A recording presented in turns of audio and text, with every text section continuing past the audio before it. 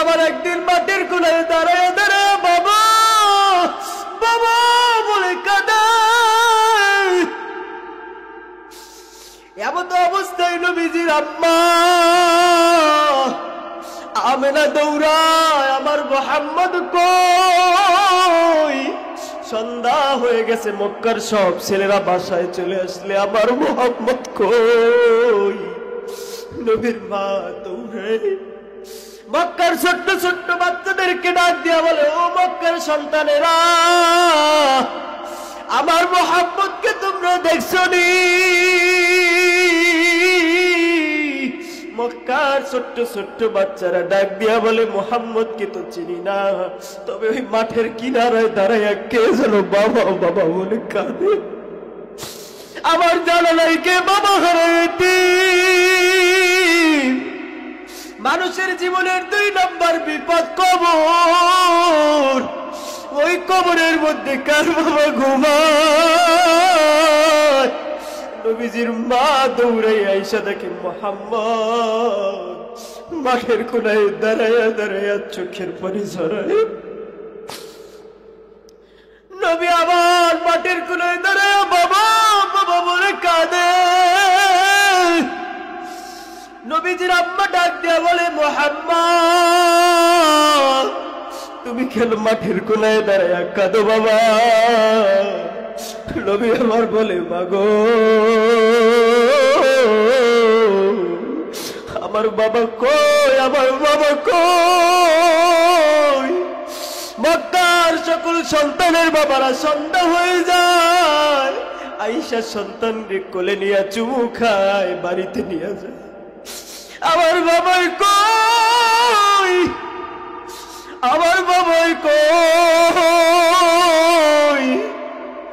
আরে আমার জানা নাই কে ওই বাবা হারায়তি, কে মা হারায়তি।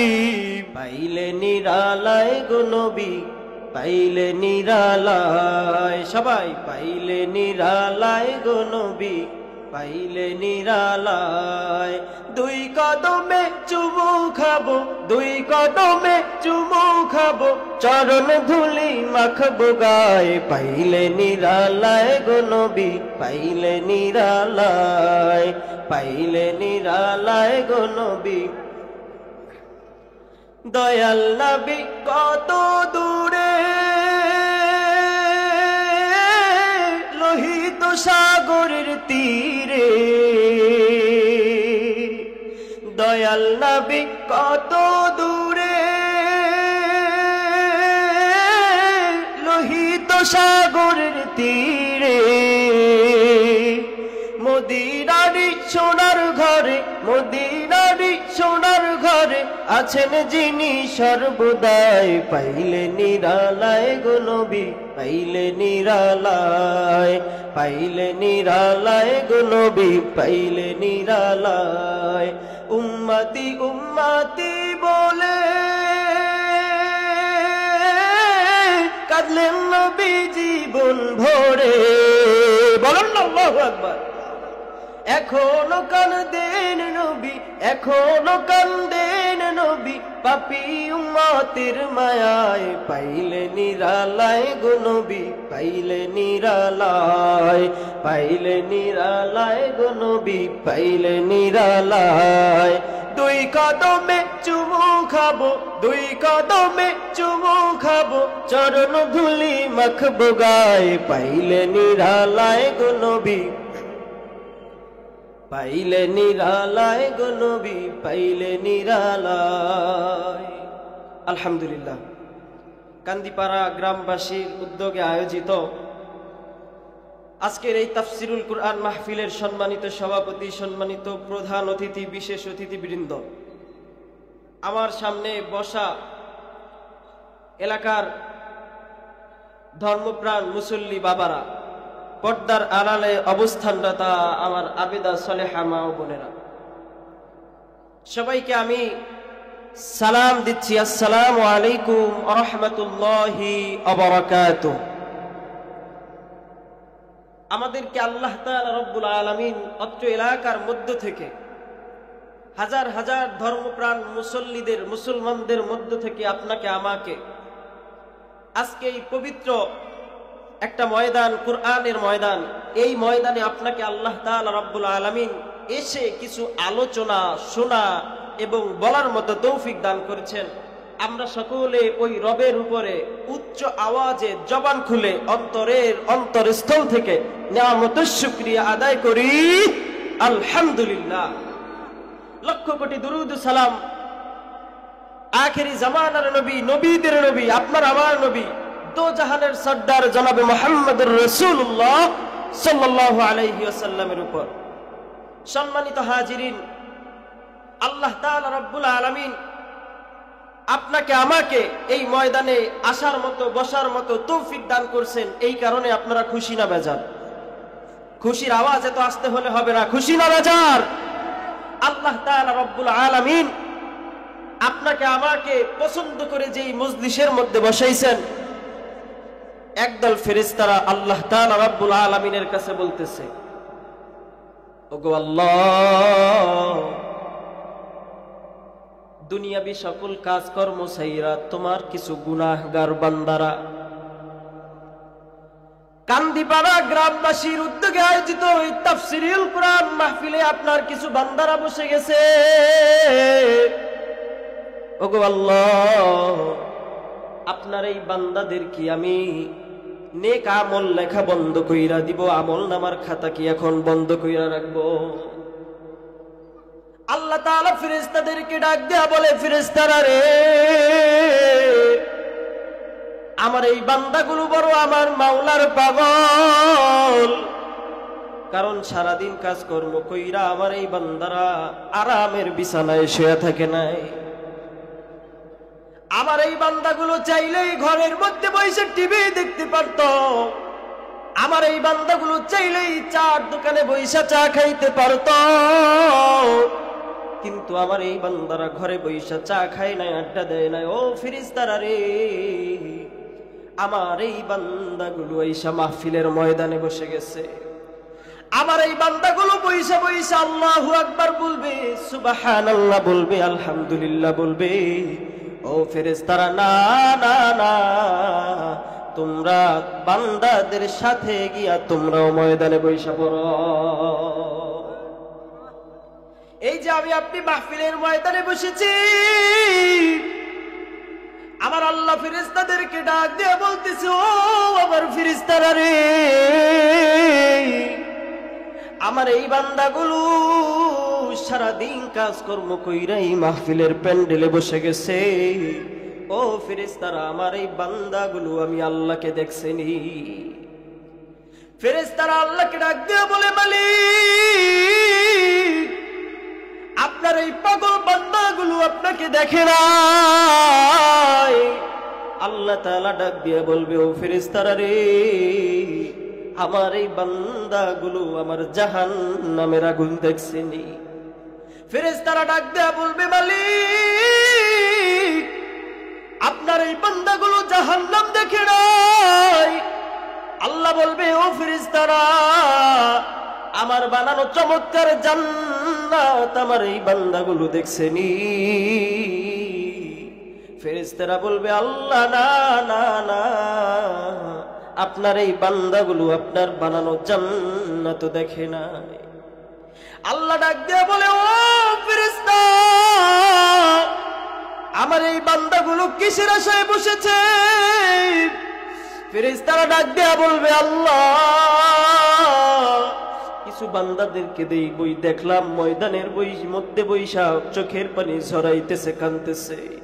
আল্লাহ ডাক দিয়া বলে, ও ফেরেশতারা রে, আমার এই গুনাহগার বান্দা আমি আল্লাহকে দেখলো না, আমার বানানো জান্নাত দেখলো না, আমার বানানো জাহান্নাম দেখলো না।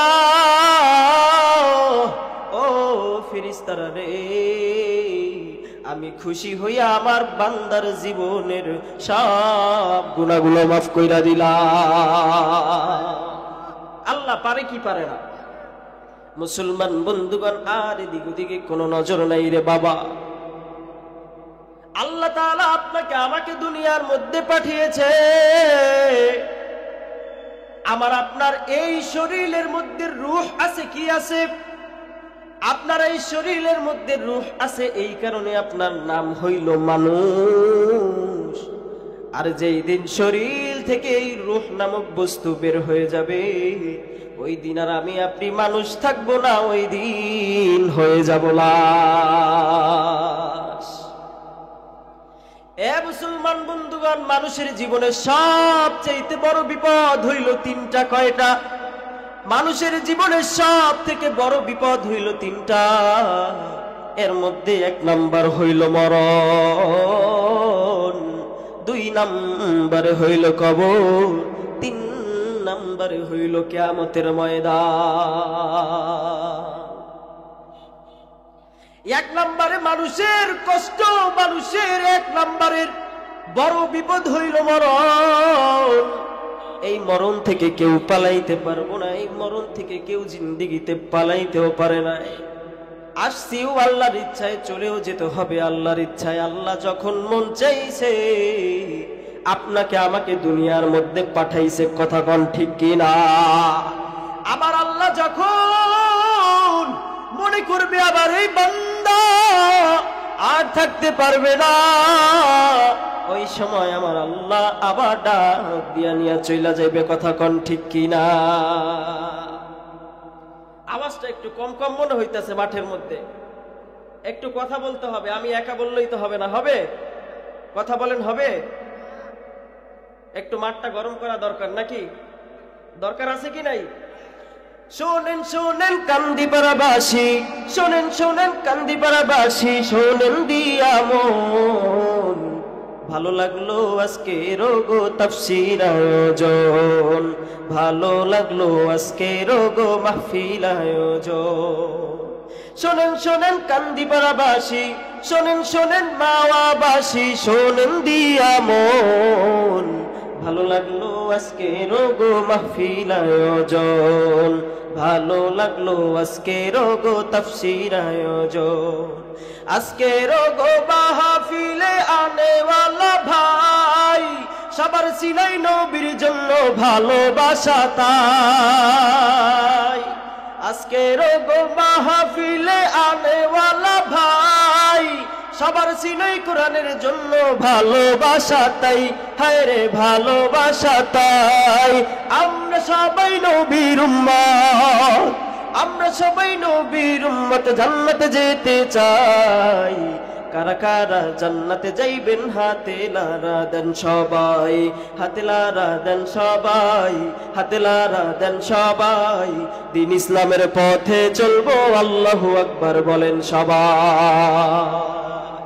আজকে রোগো মাহফিলে একটা ওয়াদা চাই, কোরআনেরই জন্য মোরা জীবন দিতে চাই।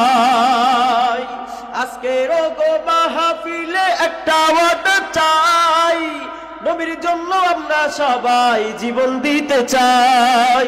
বাঁচবো না হয় শহীদ হব, বাঁচবো না হয় শহীদ হব, বদরেরই মতন সবাই।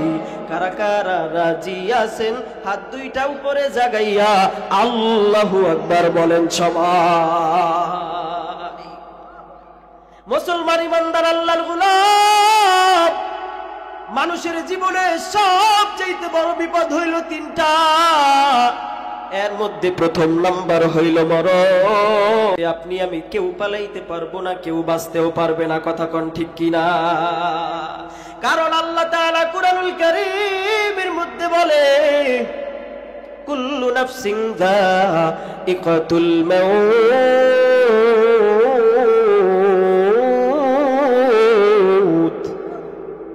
আল্লাহ তাআলা রব্বুল আলামিন বলে, ও আমার বান্দা বান্দি, তোমরা কি মনে করেছো আমি আল্লাহ তোমাদেরকে দুনিয়ার মধ্যে পাঠাইছি? এই দুনিয়া কি চিরদিন থাকার জায়গা? এই দুনিয়া চিরজীবন থাকার জায়গা না। আমি আপনি এই দুনিয়ার মধ্যে এসেছি, এই দুনিয়াকে ছেড়ে আবার পরপর কবরের মধ্যে চলে যেতে হবে, মৃত্যুর স্বাদ গ্রহণ করতে হবে। মুসলমান, এই মৃত্যু থেকে কেউ পালাইতে পারে না। যেই দিন যেইখানে যেই অবস্থায় আপনার আমার মৃত্যু হয়ে যাবে, যেই জায়গায় আপনার আবার মৃত্যু লেখা, ওই সময় মালাকুল মউত আজরাইল বাড়ির দরজায় হাজির হয়ে যাবে, কারণ ওই আজরাইল অপেক্ষা করতেছে কোন সময় আপনার আমার রূহটা কবজ করার সময় হয়ে যাবে। পয়গম্বর সুলাইমান আলাইহিস সালামের জমানায় একজন উজির ছিল। একদিন আজরাইল মুসাফিরের বেশে পয়গম্বর সুলাইমান আলাইহিস সালামের কাছে আসছে। পয়গম্বর সুলাইমান ডাক দিয়া বলতেছে, আজরাইল রে। দীর্ঘক্ষণ পর্যন্ত আজরাইলের সঙ্গে সুলাইমান আলাইহিস সালাম কথা বলছে। ওই পয়গম্বর সুলাইমান আলাইহিস সালামের পাশে একজন উজির দাঁড়ানো ছিল। আজরাইল উজিরকে দেখা বড় বড় দুইটা নজর দিয়া তাকাইছে উজিরের দিক। আজরাইল যখন কথা বইলা চলে গেছে, ইয়ামত অবস্থায় উজির সুলাইমান আলাইহিস সালামকে ডাক দিয়া বলে, ও পয়গম্বর, এই কিছুক্ষণ আগে আপনার দরবারে কে এসেছিল? পয়গম্বর সুলাইমান ডাক দিয়া বলে, উজির, কিছুক্ষণ আগে আমার দরবারে আর কেউ নয়, দুনিয়ার আর কেউ নয়, মা হাজা মালাকুল মউত। কিছুক্ষণ আগে আমার দরবারে আজরাইল আসছিল। এবার সুলাইমান আলাইহিস সালাম উজিরকে যখন বলল, উজির, আমার দরবারে কিছুক্ষণ আগে আজরাইল আসছে। এবার ওই উজির ডাক দিয়া বলতেছে, পয়গম্বর, ভালো কথা, কিছুক্ষণ আগে আপনার দরবারে উজির আসছে কেন? আমার দিকে বড় বড় নজর দিয়ে আজরাইল তাকাইছে। ও পয়গম্বর, আমার অন্তরের মধ্যে ভয় ঢুকে গেছে, আমি আর আপনার দরবারের মধ্যে থাকতে চাই না। কিছু দূরে একটা সাগর আছে, ওই সাগরের মধ্যে একটা ফাঁকা দ্বীপ আছে যেখানে কোনো মানুষ থাকে না। আমি আর এই দুনিয়ার মধ্যে থাকতে চাই না, এই জায়গায় থাকতে চাই না, ওই দ্বীপের মধ্যে আমাকে গিয়ে রাইখা আসেন। এবার পয়গম্বর সুলাইমান আলাইহিস সালামকে আল্লাহ তাআলা কিছু বাদশাহী দান করছিল, যেই বাদশাহীগুলো দুনিয়ার কোনো মানুষকে দেয় নাই। এবার পয়গম্বর সুলাইমান বাতাসকে ডাক দিয়ে বলতেছে, বাতাস, আমার এই উজিরকে নিয়ে যাও, ওই দ্বীপের মধ্যে গিয়ে রাইখা আসো। পয়গম্বর সুলাইমানের কথা শুই না বাতাস উজিরকে নিয়ে সেই দ্বীপের মধ্যে চলে গেল। দ্বীপের মধ্যে রাইখা আসার পর কিছুদিন পরে আবার পয়গম্বর সুলাইমানের সঙ্গে আজরাইলের দেখা হয়ে গেছে।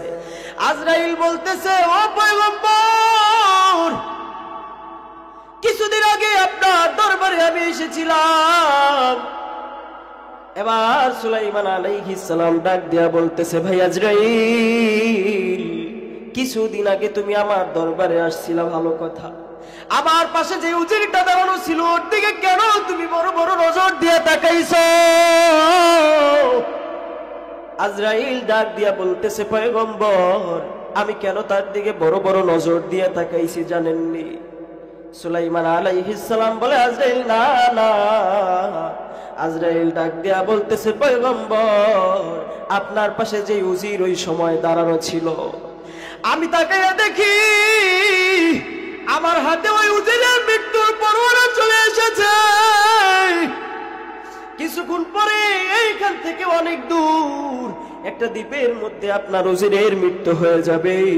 আমি যখন আপনার পাশে ওই উজিরকে দাঁড়ানো দেখেছি, আমি মনে মনে চিন্তা করলাম, কিছুক্ষণ পরে ওই উজিরের এত দূরে মৃত্যু হবে, এত তাড়াতাড়ি এই উজিরটা কিভাবে ওই দ্বীপের মধ্যে যাবে? আজরাইল ডাক দিয়া বলতেছে, পয়গম্বর, আমি অবাক হয়ে গেলাম। কিছুক্ষণ পরে যখন আমি ওই দ্বীপের মধ্যে চলে গেছি, আমি গিয়া দেখি আমার আগে ওই উজির দ্বীপের মধ্যে হাজির হইয়া বৈশা আছে।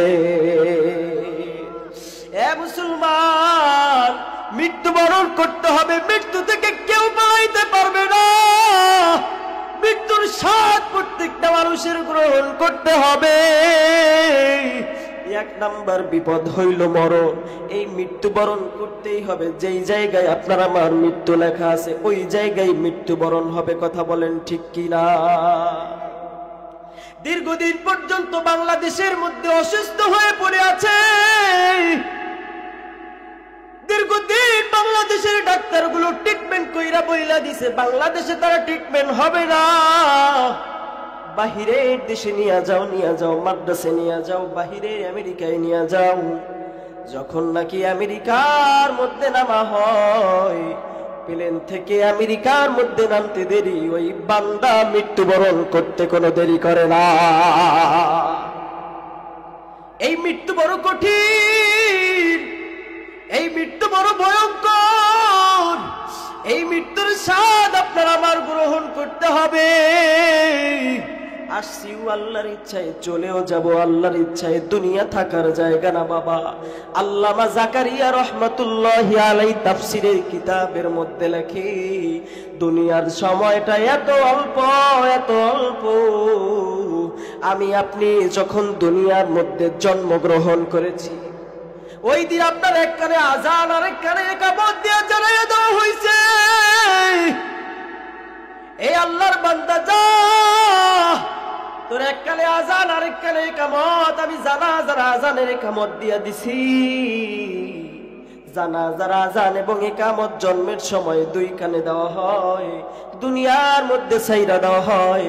এই বান্দারে আজান এবং ইকামত হয়ে গিয়েছে, কোন সময় জানি ইমাম সাহেব তোর লাশটা সামনে নিয়ে আল্লাহু আকবার বইলা দাঁড়ায়া যায়। আমি আপনি সবাই ওই কবর পথের যাত্রী। মৃত্যুর স্বাদ প্রত্যেকের গ্রহণ করতে হবে। মৃত্যুর স্বাদ গ্রহণ না কইরা কেউ এই দুনিয়া থেকে বিদায় নিতে পারবে না। কবর পথের যাত্রী তুমি, হায়রে কয়দিন থাকবা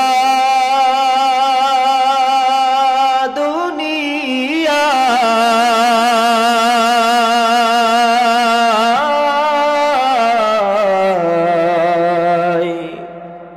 আজরাইল তো তোমার পিছে ঘুরছে সর্বদা, আজরাইল তো তোমার পিছে ঘুরছে সর্বদা। কবর যে এক কঠিন মাকাম,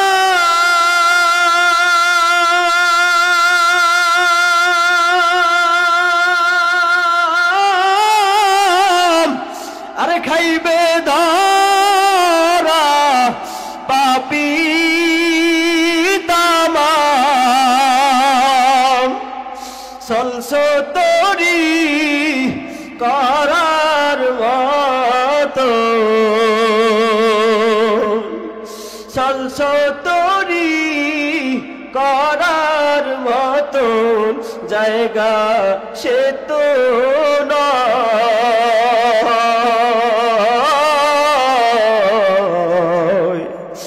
আজরাইল তো তোমার পিছে ঘুরছে সর্বদা। আপনার আমার পিছনে আজরাইল গুর গুর গুর গুর করে, কারণ এই দুনিয়া থেকে বিদায় নিয়ে চলে যেতে হবে। এই দুনিয়া থাকার জায়গা না, এই দুনিয়ায় কেউ থাকতে পারে না, কেউ এই দুনিয়ায় থাকতে পারবে না, সবাই বিদায় হয়ে চলে যাবে। এই মৃত্যুর স্বাদ বড় ভয়ঙ্কর। আল্লাহ একদিন ইদ্রিস আলাইহিস সালামকে ডাক দিয়া বলে, ও ইদ্রিস, আমি আল্লাহ তোমাকে জান্নাতের সব নাজ নেয়ামত দিয়েছি। ও গো ইদ্রিস, এত নাজ নেয়ামত পাওয়ার পর তোমার মনে কোনো ব্যথা, তোমার মনে কোনো কষ্ট, তোমার মনে এখনো পরিমাণ কোনো কষ্ট আছে নি? ওই দিন ইদ্রিস আল্লাহকে ডাক দিয়া বলে, আল্লাহ, আমি জান্নাতের সব নাজ নেয়ামত পাইছি। ও গো মালিক, সব নাজ নেয়ামত পাওয়ার পর, এতক্ষণ সব নাজ নেয়ামত পাওয়ার পরেও আমার মনে একটা কষ্ট এখনো পর্যন্ত আছে। আল্লাহ তাআলা ডাক দিয়া বলে, ও ইদ্রিস, এত নাজ নেয়ামত তুমি জান্নাতের মধ্যে পাইলা, এরপরেও তোমার মনে কিসের এত কষ্ট? ইদ্রিস আলাইহিস সালাম আল্লাহকে ডাক দিয়ে বলে, মালিক আমার মনে কষ্ট হইল যেই দিন আমি দুনিয়া থেকে বিদায় হয়ে চলে গেছি, দুনিয়া থেকে যেই দিন বিদায় হয়েছি, ওগো আল্লাহ ওই দিন আমার এত পরিমাণ কষ্ট হয়েছে আজরাইলের থাবায়। আমি জান্নাতে আইসা এত নাজ নেয়ামত পাওয়ার পরেও আমি ওই থাবার কথা এখনো ভুলতে পারি না। আল্লাহ তাআলা আজরাইলকে ডাক দিয়ে বলে, আজরাইল তুমি ইদ্রিসের জানটা কিভাবে কবজ করছিলা?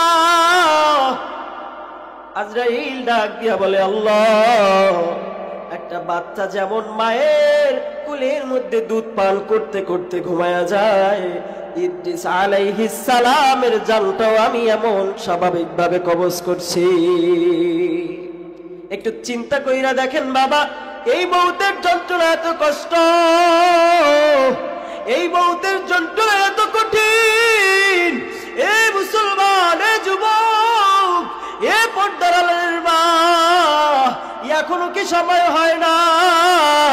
দেখতে দেখতে দেখতে দেখতে 2024 সাল শেষ হয়ে যাইতেছে। একটু হিসাব নিকাশ মিলাইয়া দেখো, এই 24 সাল শেষ হয়ে আমি আপনি 25 সালে পা রাখতেছি। একটা বছর চলে গেল, এই একটা বছরের মধ্যে ওই কবরে যাওয়ার কি সামান আমি আপনি তৈরি করেছি? মানুষের জীবনে সব থেকে বড় বিপদ তিনটা, এর মধ্যে 1 নম্বরে মরণ। এই মরণ থেকে কেউ পালাইতে পারবে না। মরণ থেকে যতই পালাও, মরণ তোমায় লইবে ঘিরি, যদিও সেথা আসমানে লাগায়া রাখো তুমি সিঁড়ি। এই মরণ বড় কঠিন, এই মরণ বড় যন্ত্রণাদায়ক।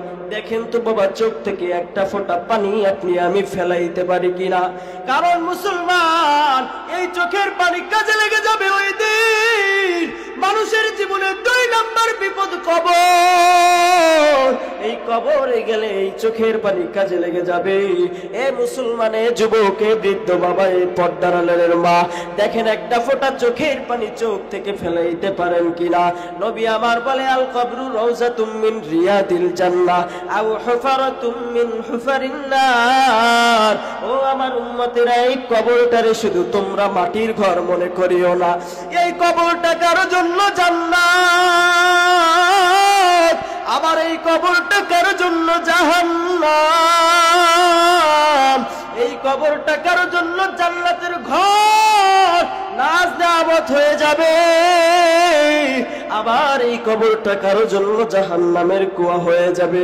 আল্লাহ তাআলার ইচ্ছায় এসেছি, আল্লাহ তাআলার ইচ্ছায় চলে যাব। দুনিয়ার সামান্যটুকু সময়, এই সামান্যটুকু সময় যদি আমি আপনি আল্লাহর ইচ্ছায় না চলে কবরে যাই, ওই কবরটা আপনার আমার জন্য জাহান্নাম হয়ে যাবে। কথা বলেন ঠিক কি না? 2 নম্বর বিপদ হইল কবর। এই কবর এত কঠিন। নবী আমার তার কলিজার টুকরা মেয়ে ফাতিমাতুজ জোহরা রাদিয়াল্লাহু তাআলা আনহাকে বলে, ইয়া ফাতিমাতু ইনকিযি নাফসাকি মিনান নার। ও আমার কলিজার টুকরা ফাতিমা, এই কবর এত কঠিন, এই কবর কেন কোনো পরিচয় নেয় না? এই কবর কারো কাছ থেকে কোনো পরিচয় নিবে না। এই কবর জিজ্ঞেস করবে না তুমি কার মেয়ে, তুমি আমি মুহাম্মদের মেয়ে। তোমার পরিচয় কবর নিবে না। তুমি হাসান হুসাইনের মা, যে হাসান হুসাইন জান্নাতের যুবকদের সর্দার, এই হাসান হুসাইনের পরিচয় কবরে নিবে না। তুমি হযরত আলীর স্ত্রী, এই পরিচয় তোমার কবরে চলবে না। ওই কবর চলবে শুধুমাত্র 1 নম্বর, তোমার নেক আমল নিয়ে যদি কবরে যাইতে পারো, ওই কবরটা তোমার সঙ্গে ভালো আচরণ করবে। আর যদি গুনাহ নিয়ে কবরে যাও, নবী আবার এথাকের আঙ্গুলে আর হাতের মধ্যে ঢুকে বলে, ওই কবরের 2 পার্শ্বের মাটির চাপ এত কঠিন, জাহান্নামীদের এক পাজরের হাড্ডিগুলো আরেক পাজরের মধ্যে ভাঙ্গিয়া চুরিয়া ঢুকিয়া যাইবে। একটা না দুইটা না 70 থেকে 99টা সাপ, যেই সাপের লেজ থাকবে আসমানে, মাথা থাকবে জমিনে। নবী আবার বলে, উম্মত, এই একটা ফোঁটা বিষ যদি দুনিয়ার মধ্যে পড়ে, দুনিয়ার সব গাছপালাগুলো পুড়িয়া ছাই হয়ে যাইবে মুহূর্তের মধ্যে। এই একটা না দুইটা না 99টা সাপ। অন্য এক রিওয়ায়াতের মধ্যে নবী করিম সাল্লাল্লাহু আলাইহি ওয়াসাল্লাম বলেন, এই বাচ্চারা তোমরা থামো, কথা বলো না।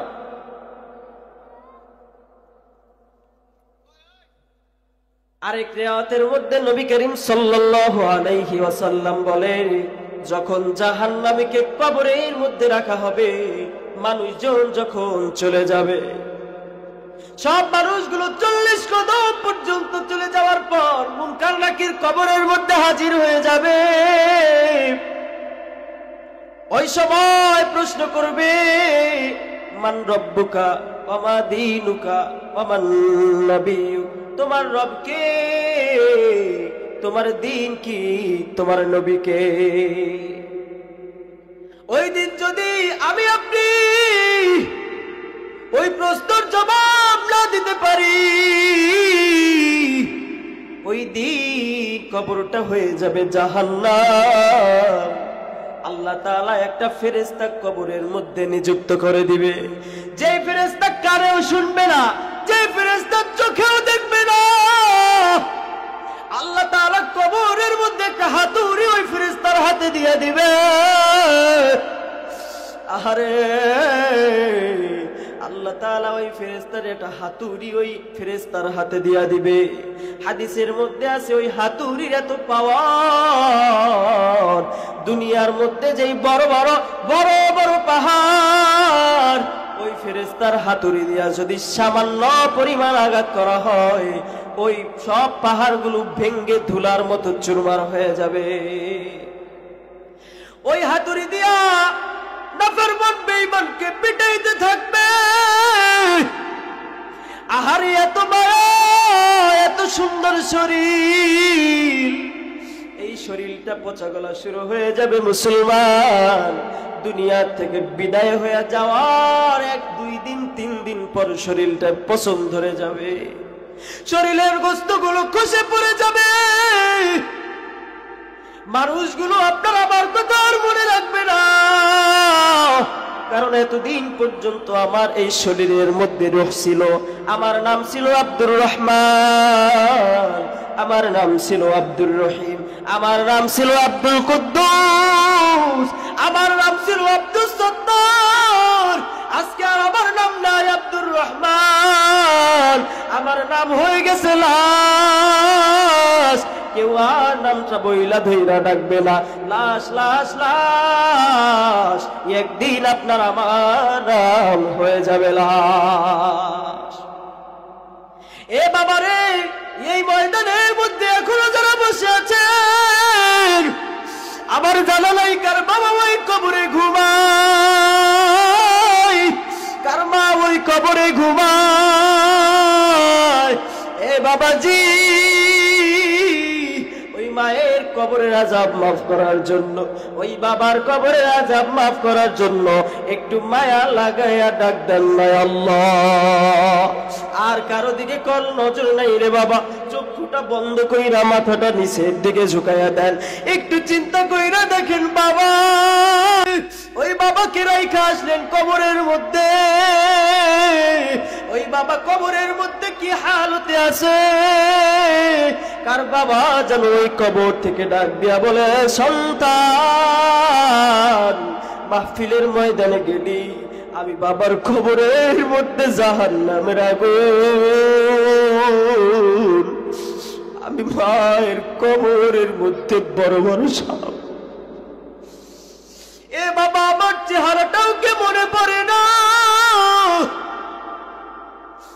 আমার কি এত তাড়াতাড়ি বলে গেছ। আমার জানা নাই কার মা নাই, আমার জানা নাই কার বাবা নাই। 10 বছর হয়ে গেল বাঁশবাগানের মধ্যে রাইখা আসছি আল্লাহ। 20 বছর হয়ে গেল বাঁশবাগানের মধ্যে রাইখা আসছি। এ বাবা গো, দেখেন ওই বাবার কথা মনে কইরা, মায়ের কথা মনে কইরা একটা ফোঁটা চোখের পানি ঝরাইতে পারেন কিনা? একটা ফোঁটা যদি পানি পড়িয়া যায়, এই চোখের পানির উসিলায় আপনার আমার বাবার কবরের আযাব মাফ হয়ে যাইতে পারে। নবী আমার বলে, উম্মত কান্দিয়া কান্দিয়া কবরে আসো, কারণ ওই খবর কারো কোনো পরিচয় নেয় না। কান্দিয়া কবরের মধ্যে আসো উম্মত,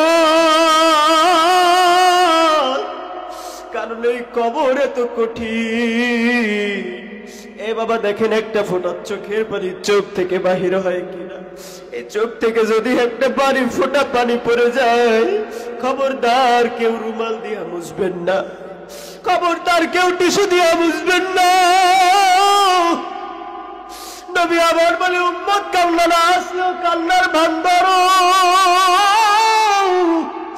এরপরেও আমার মালিক তোমার জীবনের গুনাহ মাফ কইরা দিবে। এ বাবা রে, দেখেন একটা ফোঁটা চোখের পানি চোখ থেকে বের হয় কিনা? আহারে কার বাবা নাই, কার মা নাই, আমার জানা নাই। বাবা মা হারা বড় এতিম, আমার নবীও তো বাবা হারা মা হারা এতিম। নবী আবার একদিন মাটির কোনায় দাঁড়ায় দাঁড়ায় বাবা বাবা বলে কাঁদায়। এমন অবস্থায় নবীজির আম্মা আমেনা দৌড়ায়, আমার মুহাম্মদ কই? সন্ধ্যা হয়ে গেছে, মক্কার সব ছেলেরা বাসায় চলে আসলে আমার মুহাম্মদ কই? নবীর মা দৌড়ায়, মক্কার ছোট্ট ছোট্ট বাচ্চাদেরকে ডাক দিয়া বলে, ও মক্কার সন্তানেরা, আমার মুহাম্মদকে তোমরা দেখছো নি? মক্কার ছোট্ট ছোট্ট বাচ্চারা ডাক দিয়া বলে, মুহাম্মদকে তো চিনি না, তবে ওই মাঠের কিনারায় দাঁড়াইয়া কে যেন বাবা বাবা বলে কাঁদে। আমার জানা নাই কে বাবা হারাইতি। মানুষের জীবনের 2 নম্বর বিপদ কবর। ওই কবরের মধ্যে কার বাবা ঘুমায়? নবীজির মা দৌড়াই আইসা দেখেন মুহাম্মদ মাঠের কোনায় দাঁড়াইয়া দাঁড়াইয়া চোখের পানি ঝরায়। নবী আবার মাঠের কোনায় দাঁড়াইয়া বাবা বাবা বলে কাঁদে। নবীজির আম্মা ডাক দিয়া বলে, মুহাম্মদ তুমি কেন মাঠের কোনায় দাঁড়াইয়া কাঁদো বাবা? নবী আমার বলে, মাগো আমার বাবা কই, আমার বাবা কই? মক্কার সকল সন্তানের বাবারা সন্ধ্যা হয়ে যায়, আয়েশা সন্তানকে কোলে নিয়ে চুমু খায়, বাড়িতে নিয়ে যায়। আমার বাবাই কই, আমার বাবাই কই? আরে আমার জানা নাই কেউই বাবা হারায়তি, কে মা হারায়তি। আরো কিছু বছর আগের ঘটনা মুসলমান। একদিন ঈদের দিন, ঈদের নামাজ পড়ে বাড়িতে যাব, এমন তো অবস্থায় ছোট্ট 8-9 বছরের একটা বাচ্চা কবরের উপরে বইসা দেখি কাঁদে। ওই বাচ্চাটাকে ডাক দিয়া বললাম, ভাই তুমি কেন চোখে পানি ঝরাইতেছো, কাঁদতেছো? এই কবরের মধ্যে কি? ওই 8-9 বছরের বাচ্চাটা ডাক দিয়া বলে, ভাই আমি দুনিয়াতে আসার পর আমার বাবা বিদায় হয়ে গেছে, আমার মা আমাকে কত কষ্ট কইরা লালন পালন করছে। আমার মায়ের ইচ্ছা ছিল আমি কোরআন পড়বো, আমি হাফেজ হব, আমার মা দেখবে, কিন্তু আমি এত বড় কপাল পোড়া, আমার মা আমাকে মাদ্রাসায় ভর্তি করে দিয়া আমার মা দুনিয়া থেকে বিদায় হয়ে চলে গেছে। আমি আজকে কোরআনের হাফেজ হইছি, আমার মাকে দেখাইতে পারি না, আমার বাবাকে দেখাইতে পারি নাই। ওই মা কবরের মধ্যে বৈশাখ কাঁদে আর বলে, সন্তান আমার জন্য একটু চোখের পানি ধরাইয়া দোয়া কর, আমি কবরের মধ্যে ভালো নাই। এ বাবা, এই কবরের আযাব বড় কঠিন। মানুষের জীবনে সবচেয়ে বড় বিপদের 3 নম্বর বিপদ হইল ওই কঠিন কিয়ামতের ময়দান। যেই দিন এই মা, যেই দিন এই বাবা, যেই দিন এই ভাই কেউ আপনার থাকবে না, দুনিয়ার মানুষগুলো বিদায় হয়ে যাবে। আল্লাহ আজরাইলকে ডাক দেয়া বলবে, আজরাইল দুনিয়ার মধ্যে এখনো পর্যন্ত কে কে জীবিত আছে? ওই দিন আজরাইল আল্লাহকে ডাক দিয়া বলবে, মালিক একটু মারা লাগাইয়া ডাক দেন না আল্লাহ, আরো একটু জোরে ডাক দেন আল্লাহ। দেখেন বাবা, একটা ফোঁটা চোখের পানি চোখ থেকে পড়ে কিনা। আজরাইল আল্লাহকে বলবে, আল্লাহ দুনিয়ার সব মানুষ বিদায় হয়ে গেছে, সব কিছু দুনিয়া থেকে চলে গিয়েছে, শুধুমাত্র আমি আজরাইল আর আমার 3 জন কলিগ মিকাইল, ইসরাফিল, জিব্রাইল, আমরা মাত্র এই 3-4 জন এখনো পর্যন্ত দুনিয়ায় জীবিত আছি। আল্লাহ তাআলা ডাক দিয়া বলবে, ও আজরাইল যাও যাও, মিকাইল, ইসরাফিল, জিব্রাইল থাকতে পারবে না, ওদের রূহটা কবজ করে নিয়ে আসো। আজরাইল আল্লাহ তাআলার কথা শুনে না, লম্বা ঘটনা, 3 জনের রূহ কবজ করে নিয়ে আসবে। আল্লাহ তাআলা আজরাইলকে বলবে, আজরাইল রে, দুনিয়ার মধ্যে এখনো কে কে জীবিত আছে গো? আজরাইল ডাক দিয়া বলবে, আল্লাহ দুনিয়ার মধ্যে এখনো জীবিত আছি একমাত্র তুমি আল্লাহ আর আমি আজরাইল। আল্লাহ তাআলা বলবে, আজরাইল তুইও দুনিয়ায় থাকতে পারবি না, তোর দুনিয়া থেকে বিদায় হয়ে চলে যেতে হবে। আজরাইল আল্লাহর সামনে দাঁড়ায় আল্লাহকে বলবে, মালিক রে, আমাকে একটু কি সাথ দেওয়া যায় না? আমি আজরাইল জানি মওতের কত কষ্ট, কারণ আমি দেখেছি মানুষের জীবনের মরণের কত কষ্ট। ওগো আল্লাহ, আমাকে কি একটু মাফ করা যায় না, রুখসাত দেওয়া যায় না? আল্লাহ বলবে, আজরাইল রে, না না না, তোর বিদায় হয়ে চলে যেতে হবে। আজরাইল আল্লাহকে বলবে, মালিক আমারে একটু ছাড় দাও। আজরাইলকে আল্লাহ ছাড় দিবে না। আজরাইল জমিন এবং আসমানে, জান্নাত এবং জাহান্নামের মাঝখানে দাঁড়াইবে। হাদিসের মধ্যে আছে, ওই সময় যদি দুনিয়ার কোনো মানুষ জীবিত থাকতো, আজরাইল জান্নাত এবং জাহান্নামের মাঝখানে দাঁড়ায় এমন একটা চিৎকার মারবে, দুনিয়ার মানুষ যদি জীবিত থাকতো ওই দিন সব মানুষগুলোর কান ফাইটা দুনিয়ার থেকে বিদায় হয়ে যেত। আজরাইল দুনিয়া থেকে বিদায় হয়ে যাবে। আল্লাহ তাআলা তো কুরআনুল কারীমের মধ্যে জানায়া দিয়েছে, কুল্লু মান আলাইহা ফান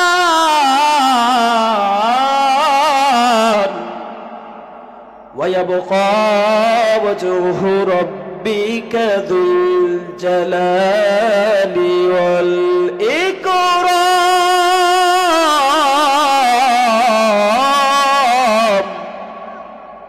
কিচ্ছু বলতে কিচ্ছু থাকবে না, সব কিছু ভেঙে চুরে চুরমার হয়ে যাবে। এ মুসলমান, আজরাইল দুনিয়ার থেকে বিদায় হয়ে যাবে। আমার আল্লাহ ওই দিন আর রহমান থাকবে না, আল্লাহ হয়ে যাবে কাহার। আল্লাহ তাআলা বলবে, লিমানিল মুলকুল ইয়াউম লিল্লাহিল ওয়াহিদিল কাহার। আজকের রাজত্ব কার? কই ফিরাউন আয় আয় আয়, কই নমরুদ আয়, কই হামান আয়, কই দুনিয়ার যত রাজা বাদশারা ছিলি আয়। আজকে আমি আল্লাহর সামনে দাঁড়াইয়া তোদের বরত্ব দেখা, আল্লাহর কথা শুই না। ওই কিয়ামতের ময়দানটা থর থর থর থর করে কাঁপবে। আল্লাহ তাআলা বলবে কই তোদের রাজত্ব আজকে আমার সামনে দেখা। নবীরা পর্যন্ত সিজদায় পড়ে বলবে আল্লাহ আমার উপায় কি? মানুষগুলো দৌড়াইতে থাকবে পাগলের মতো। আহারে সূর্যের তাপে জমিনটা তামার মতো হয়ে যাবে। আল্লাহ তাআলা সূর্যকে ডাক দিয়া বলবে সূর্য তোর 12টা মুখ জমিনের মধ্যে ছেড়ে দে। সূর্য আল্লাহর কথা শুই না 12টা মুখ জমিনের মধ্যে ছেড়ে দিবে। আহারে গর্ভবতী মায়েদের গর্ভগুলা খসিয়া যাইবে। আল্লাহ আপনি আমাদেরকে মাফ কইরা দেন। আমার এই দিক থেকে ক্ষুধার্ত জাহান্নামের আওয়াজ ডাক দিয়া বলবে মালিক আমি জাহান্নাম বড় ক্ষুধার্ত। ওগো আল্লাহ, বাবা দেখেন একটা ফোঁটা চোখের পানি চোখ থেকে বাহির হয় কিনা। জাহান্নাম বলবে আল্লাহ আমি বড় ক্ষুধার্ত, আমার পেটটা তুমি ভরিয়া দাও। আল্লাহ তাআলা বলবে জাহান্নাম থামো, আমি আল্লাহ হিসাব নিকাশ নিয়া তোর পেটটা আমি ভরপুর করে দিব মুসলমান। ওই কিয়ামতের ময়দানে মাথার 1 বিঘা উপরে সূর্য চলে আসবে। মানুষগুলোর শরীরের গায়ে এই যত গোস্ত আছে খসিয়া খসিয়া পড়িয়া যাইবে।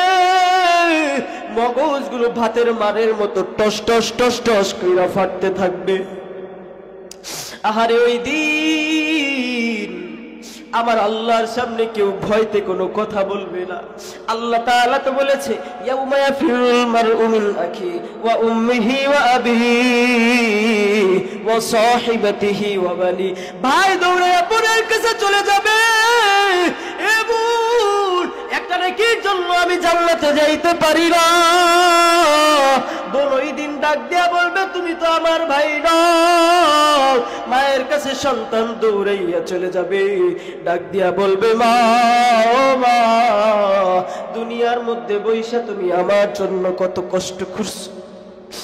একটা নেকির জন্য আমি মালিকের কাছে ধরো, একটা মাত্র নেকি দিয়ে তুমি আমাকে সাহায্য করো। ওই দিন মা সন্তানকে দেখা পালায়া যাইবে। সন্তানের কাছে মাও ভিড়বে না, বলবে তুমি যে আমার সন্তান আমি জানি না আমার দুনিয়ার মধ্যে বৈশা বিবাহ হয় নাই। বাবার কাছে চলে যাবে, বাবা যে একটা নেকি দিয়ে তুমি আমাকে সাহায্য করো। ওই দিন বাবাও সাহায্য করবে না। মানুষের জীবনে বড় বিপদ 3টা। 1 নম্বরে কবর, 2 নম্বরে 1 নম্বরে মরণ, 2 নম্বরে কবর, 3 নম্বরে হইল কঠিন কিয়ামতের ময়দান। 1ম নম্বর কষ্ট হইল মরণ। এ মুসলমান আল্লাহ তাআলা আমাদের সবাইকে ওই মরণের কষ্ট থেকে হেফাজত করুক। সকলে বলেন আমিন।